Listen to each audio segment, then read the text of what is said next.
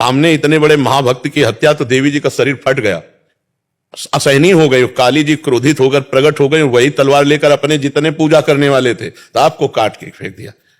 अब जड़भरत जी ने देखा कोई रोकने वाला नहीं, तो ना तो काली जी को प्रणाम किया ना कुछ, चल दिया। ये स्थिति। तो ये कहना कि मैं शरीर नहीं हूं और ये सिद्ध हो जाना कि मैं शरीर नहीं हूं, बहुत बड़ा अंतर, बहुत बड़ा अंतर।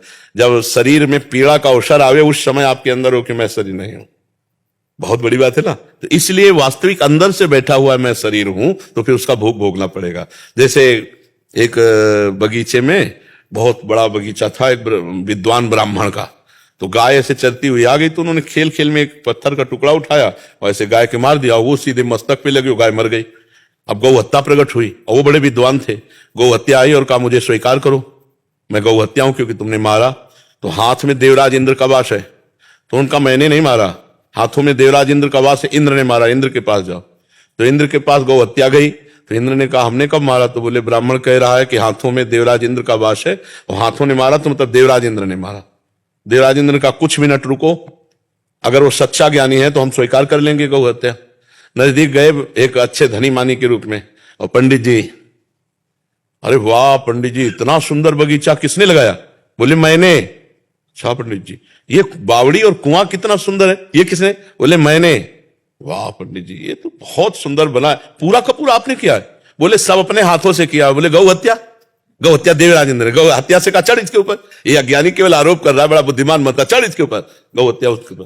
तो कच्चा ज्ञान जो है वो कर्म बंधन और आवागमन चक्र से नहीं, सच्चा ज्ञान जो अनुभव वो आता है गुरु सेवा से, खूब भजन करने से, शास्त्र स्वाध्याय करने से, दैन्य और पवित्र आचरण करने से, तब सच्चा ज्ञान होता है। सच्चा ज्ञान ही तो माया मुक्त कर सकता है। नहीं, ज्ञान तो बहुत है लोगों को, रुपया कमाने का, नाना प्रकार की सामग्री इकट्ठा करने का बहुत ज्ञान है, लेकिन माया से मुक्त होने का ज्ञान तो किसी किसी को होगा, और वही ज्ञान वास्तविक ज्ञान है, नहीं तो सब अज्ञान ही है। नहीं महर्षि, यद्यपि भक्तों की आंतरिक स्थिति तो मतलब वो खुद जानते हैं, उनके प्रभु जानते हैं, बट जैसे अपना स्वरूप की स्थिति में आ जाना ये बहुत बड़ी बात है। हाँ बिल्कुल, मतलब ये तो कोई गिने चुने ही होंगे। हाँ हाँ बिल्कुल बिल्कुल। गोस्वामी तुलसीदास जी ने कहा है कि जैसे शरद ऋतु में वर्षा कहीं कहीं होती है, ऐसे ही भगवान के ज्ञानी भक्त या प्रेमी भक्त कहीं बिरले ही होते हैं।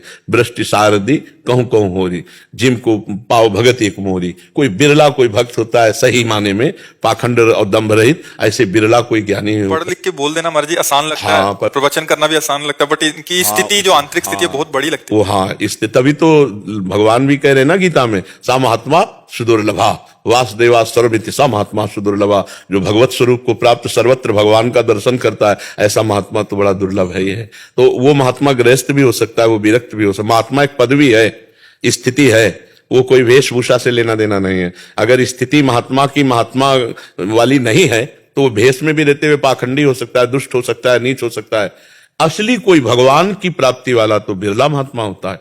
नहीं तो नारी मुरी घर संपत्ति नासी और मूड मुड़ाए भय सन्यासी। अब उनको भगवान से मतलब नहीं, भजन से मतलब नहीं है, भगवान की प्राप्ति करने वाला महात्मा, ये तो दुर्लभ बात हुई, जिसने अपने जीवन को किसी कष्ट से पीड़ित होकर नहीं, भगवान के लिए अपना जीवन भगवान को दे दिया। ऐसे कोई बिरले महात्मा। असली को कैसे पहचाने? भगवान ही पहचानवा सकते, सोई जाने जे देव जनाई, नहीं तो जानना बड़ा कठिन है। देखो कांच और हीरा कसौटी पे कसने पर पहचान हो सकती है, अन्यथा नहीं हो सकती। नहीं, कांच और हीरा एक जैसा लगेगा, लेकिन घन मारो तो कांच चकनाचूर हो जाएगा और वो जो हीरा है कोई फर्क नहीं पड़ेगा। ऐसे ही मान अपमान में, दुख सुख में, लाभ हानि में जो चकनाचूर हो जाए तो अब कच्चा है, अभी हीरा नहीं है, कांच है। और जो बड़े से बड़े दुखों में भी एक स्थिति में बना रहे भगवान के चिंतन में, वो हीरा है। और हीरे की पहचान जौहरी को होती है, जौहरी है भगवान। तो संत रूपी हीरे की पहचान तो जौहरी भगवान को होती, वही जना दे तो जान जाओ, नहीं तो असली और नकली का एक ही जैसा रूप होगा। हीरा का असली और नकली का एक ही, और हो सकता है असली से ज्यादा चमके नकली, ऐसा भी हो सकता है, पर असली की कीमत तो भगवान ही है। भगवान ही जानते हैं कि असली संत कौन है। असली संत वही है जिसका उद्देश्य केवल भगवान है। अब शरीर है तो खाएगा पिएगा कपड़ा पहनेगा कहीं रहेगा, पर उसकी तड़पन होती है कि मैं जिसके लिए घर त्यागा हूं वो भगवान मिल जाए। वो रात दिन भजन करेगा, प्रपंच की बातों में नहीं रहेगा। पर अब कौन भजन करता है ये भी कैसे जाना जा सके? जैसे एक भजन होता है माला से, कोई काउंटर लिए माला लिए तो आप जानोगे भजन कर रहा है। अब क्या जानोगे भजन हो रहा है? तो भगवान ही बता दे कि असली कौल है तो जाला जा सकता है, अन्यथा नहीं जाला जा सकता है। करमवीर जी आगरा से। गुरुदेव आपके चरणों में साष्टांग प्रणाम।